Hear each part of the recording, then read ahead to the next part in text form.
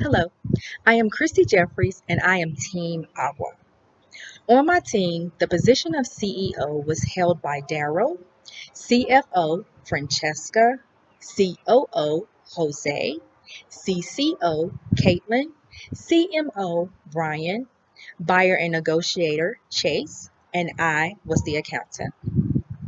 As I started this video assignment, I realized our team had a nice mixture of diversity that I'd never noticed before. We had three females who were either African American, Hispanic or Latina, or Caucasian, and we had four males who were either African American, Hispanic or Latino, or Caucasian. We also had two people who were over 40, and the remaining team were in their 20s, a few close to 30. Well, maybe one or two close to 30. Because we had that mixture of diversity, we had an opportunity to connect with most of the population in our area. Because of our diversity, our Spanish speaking teammates came up with a great name for our business using the initials MBA.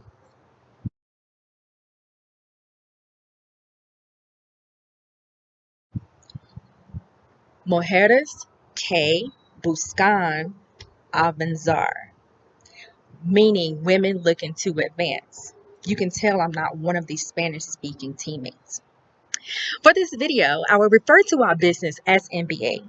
So I hope this name is pitched to the Guatemalan women and they accept it so they can feel they are connected to Barton College's Master of Business Administration program.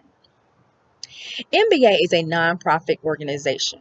Our mission statement is committed to improving the quality of life for families and communities of Guatemala by enlightening American consumers and markets with Guatemalan culture and products. Our core values include authenticity, integrity of the product, conviction, global outreach, and fair trade.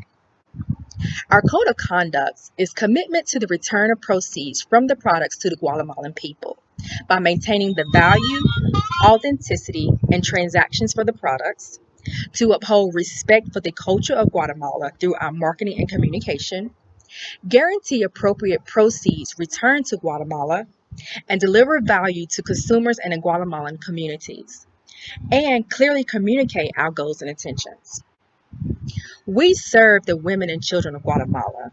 We serve also the local economy by assisting them to purchase resources that will further the production of their products and also to enhance their livelihood with the expansion of markets and consumers. Our SWOT competition analysis includes our strengths, which are uniqueness of product, no emerging competitors outside of our classroom, reasonably priced products, direct line of contact with receiving the products, no middleman. Our weaknesses is not mass produced. There's no physical location to sell the products, and it's limited pattern and color options. Our opportunities is to increase production, increase brand awareness, diverse product line, and quality over quantity of products. Our threats includes distance between Guatemala and the US, the difference in business practices from Guatemala versus the US, and a limited time frame of transporting products back to the US. Our competition includes large boutiques that are popular for selling handbags, retailers that buy and sell in Guatemala, Casa Flora and other street vendors, and vendors at farmers markets and flea markets here in the States. So let me tell you a little bit about our business plan. To start, we're thinking big. We were going to supply the women with sewing machines. We were going to find a building for them to rent. And then we found out that we actually had to sell the products. So we decided to sell our merchandise at smaller locations like flea markets in Rocky Mount, Wilson, Raleigh, and Barton College's farmers markets on Wednesdays. So I gathered the times, locations, and costs to set up for all the flea markets. The costs range from $10 to $30 a day, $40 if you wanted a permanent location. Some of the flea markets provided tables and tents for an extra cost. We did not get to the point of deciding what days we could sell and who would be available. Eventually, we wanted to move from flea markets to selling online. We discussed selling on Facebook or having our own website. From there, we would like to rent a small building for manufacturing in Guatemala and a small building for sales and distribution here in North Carolina for our future products. In the small manufacturing building in Guatemala, we wanted to supply the women with the sewing machines that could increase production to eventually mass produce and start production of new products. Here in this picture, you can see they are making the products right now by hand.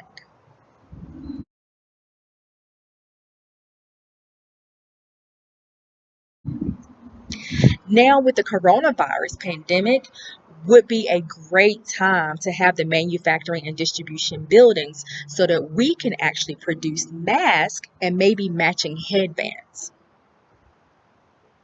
So my job as the accountant was to figure out and keep track of our finances.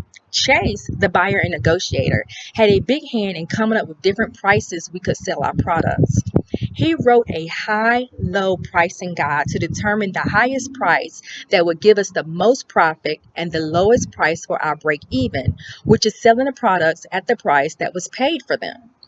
With his chart, I made a spreadsheet with a list of inventory and cost, a pro forma income statement, a cash flow projection, and sheets for future lenders, referrals, and loans and grants. On the inventory sheet, I listed each product with their costs in Kazals and US dollars. The sheet has the break-even cost of the products. If we sold the products at cost, it would be $427.07 US dollars.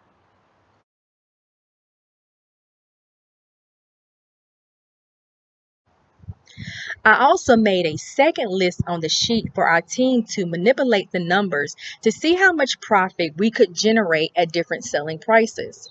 The current prices on this sheet is the lowest price we want to make a profit. Some of our prices are inflated to give the customer room to negotiate and for us to still make the minimum profit we desire. On this sheet in the red columns are our estimated selling price for individual items per each product type, the total customer cost if all items of that product are sold, and the revenue from selling all items of that product. So the total revenue we could generate at our estimated selling price would be $1,031.93. That's a profit of $604.87.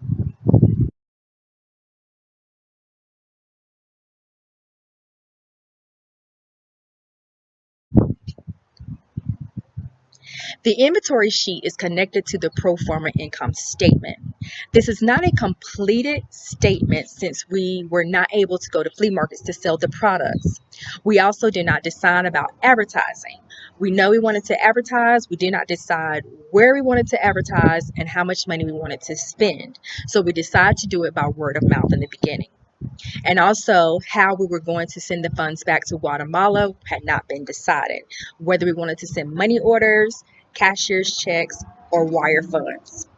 So here's the pro forma income statement. Scroll past the title so you can see the statement.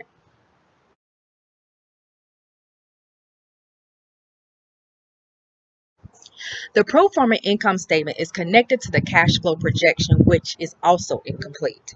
We would have used this for our operating activities, investing activities, and financing activities. The operating activities would have included an increase in inventory, accounts payable if we decided to obtain loans, and prepaid rent or insurance if we decided to rent a building. Investing activities would have included anything worth investing in, like purchasing a building.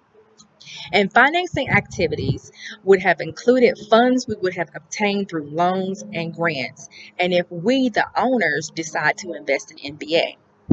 So here's the incomplete pro forma income statement with only the net earnings of potential sales at our minimum selling price for all products.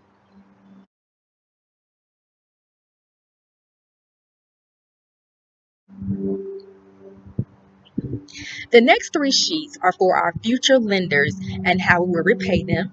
our future referrals to those lenders, and future loans and grants. We had not reached that point in our business to discuss those options in depth, so these sheets are left blank, but are there when we need them.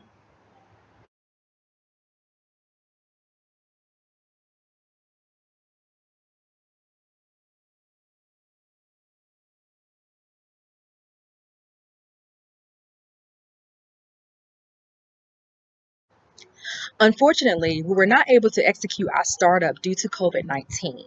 It would have been interesting to see how successful we would have been and what changes we would have had to make along the way. I hope to see this class become very successful in upcoming years.